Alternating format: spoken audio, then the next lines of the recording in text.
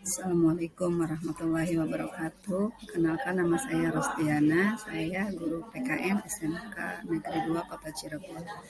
Pada bulan ini saya ingin menampilkan beberapa permasalahan pelajaran PKN beserta solusinya.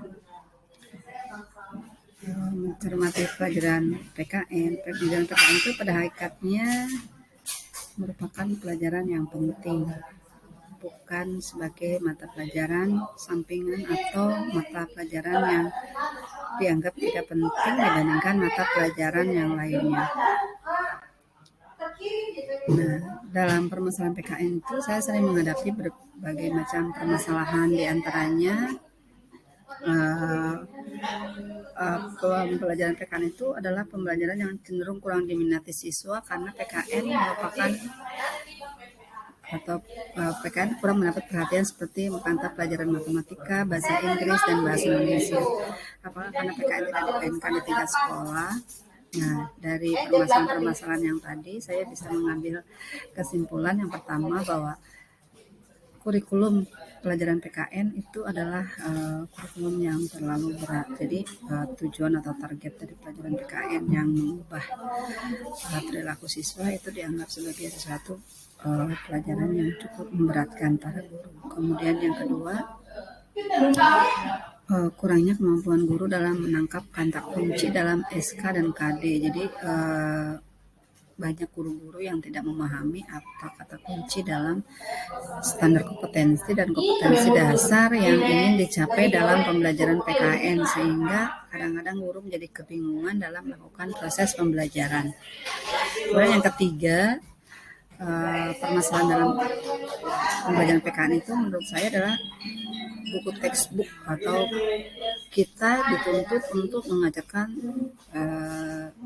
teori. Akhirnya pembelajaran kita menjadi pembelajaran yang berkesan itu textbook atau textbook center, sehingga kadang-kadang guru menjadi terkunci atau tidak leluasa untuk mengeksplor pengetahuannya karena terbatas atau dibatasi dengan adanya tuntutan dari kurikulum dan buku teks yang terlalu banyak sehingga harus disampaikan ke siswa.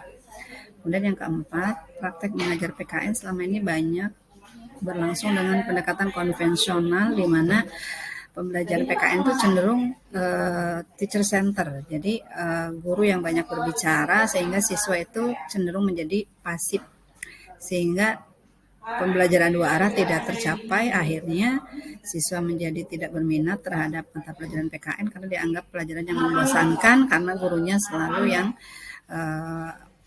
berperan dalam proses pembelajaran. Yang kelima, pembelajaran tidak kontekstual, artinya guru tidak kreatif untuk mengkolaborasikan materi yang harus dicapai berdasarkan kurikulum dengan konteks pembelajaran atau kehidupan yang nyata sekarang. Jadi guru hanya terpaku pada tuntutan kurikulum dan materi yang terlalu banyak dalam kurikulum dalam buku pelajaran.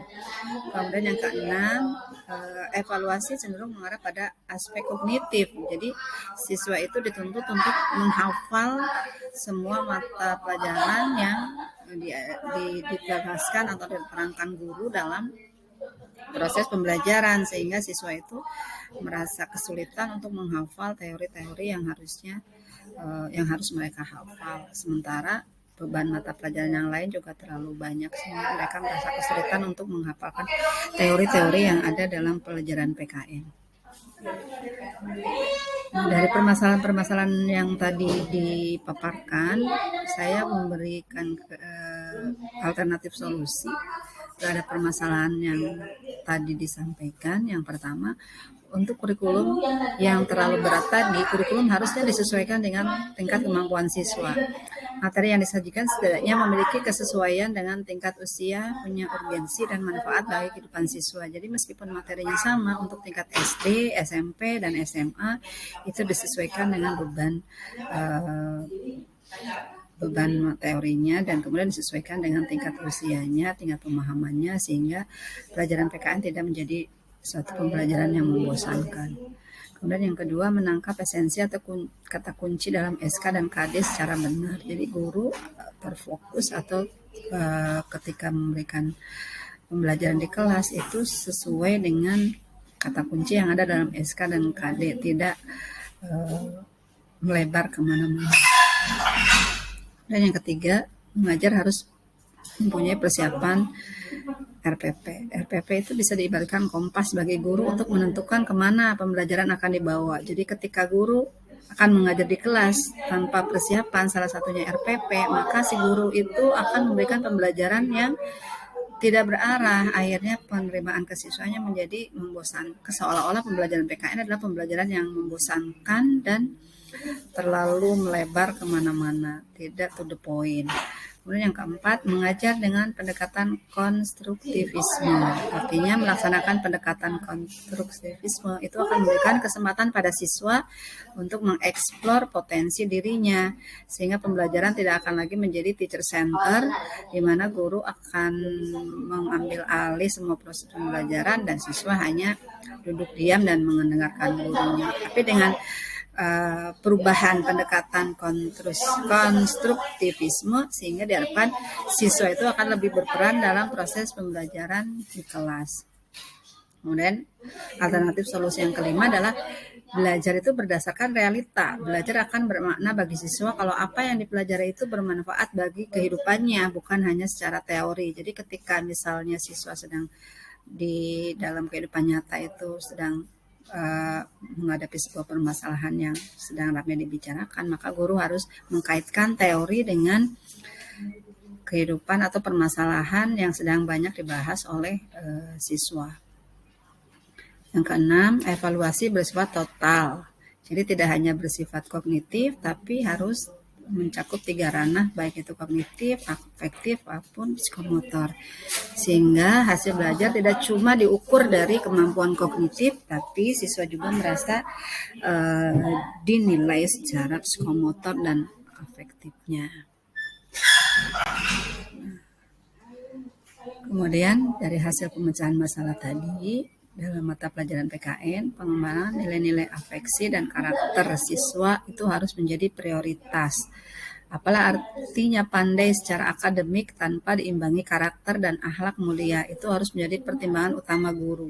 Karena dengan akhlak yang mulia, itu otomatis dia akan menjadi warga negara yang baik sesuai dengan tujuan akhir dari pembelajaran PKN. Kemudian dalam rangka pengembangan nilai-nilai afeksi dan karakter ini, peran guru amat penting sebab guru adalah figur yang banyak dicontoh oleh muridnya. Jadi guru jangan hanya pintar secara teori, tapi juga harus bisa memberikan suri tauladan atau contoh kepada siswanya. Misalnya ketika guru mengajarkan bahwa kita harus disiplin dalam waktu, maka gurunya juga harus mencontohkan itu, misalnya dengan cara masuk kelas tepat waktu dan keluar kelas juga tepat waktu.